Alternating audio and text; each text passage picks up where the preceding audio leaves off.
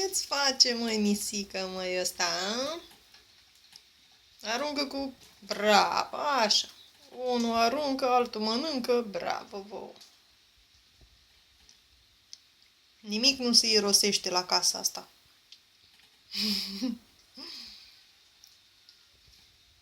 Picolino e bunuț, mă? Mai dai și lui Misi.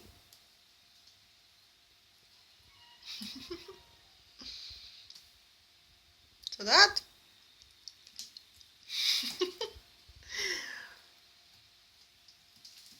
Misi? Misi? Nu-ți lua singură! Bandito!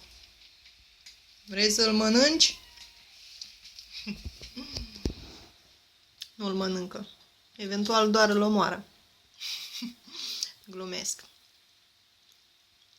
Nu, ea are grija, dar nici nu mă culp pe ureche, că niciodată nu se știe.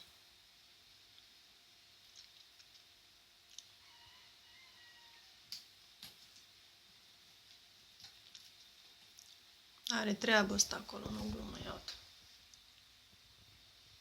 Dacă mi-ar și focaliza, bine ar fi.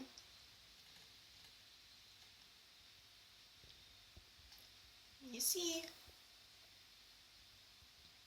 Lasă lăbuța! Misi! Te mușcă, treaba ta!